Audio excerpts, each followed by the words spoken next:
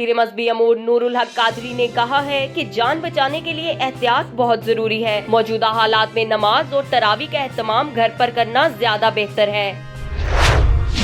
मुल्तान में इमदादी रकम की तकसीम के दौरान भगदड़ मच गई। एक खातून जाँ बहक, कई अफराद जख्मी हो गए।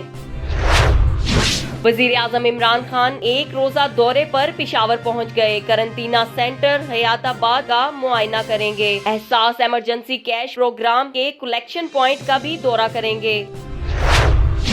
खैबर पख्तूनख्वा में 1ली से 8वीं जमात तक बच्चों को प्रमोट कर दिया गया। महकमा तालीम के मुताबिक 9वीं और 10वीं के इम्तिहानात का फैसला हालात देख कर किया जाएगा।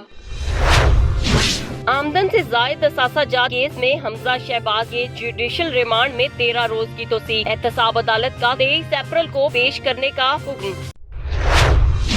वजीर आला सिंध के बहनोई मेहदी शाह कराची वादी हसीन कब्रिस्तान में सुपुर्द खाक। मेहदी शाह कोरोना के बाइस गुज़िश्ता रोज इंतकाल कर गए थे।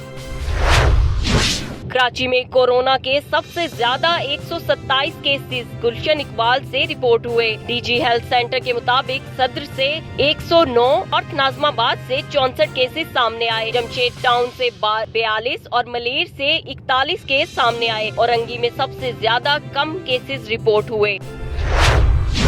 कोरोना के खौफ से कराची में स्ट्रीट क्राइम्स कम हो गए। मार्च में मोबाइल छीनने के वाकयात में 28% कमी, कार चोरी और दीगर जुराइम में 10% तक कमी, कत्ल और तशद्दुद के वाकयात भी 20% तक कम हो गए।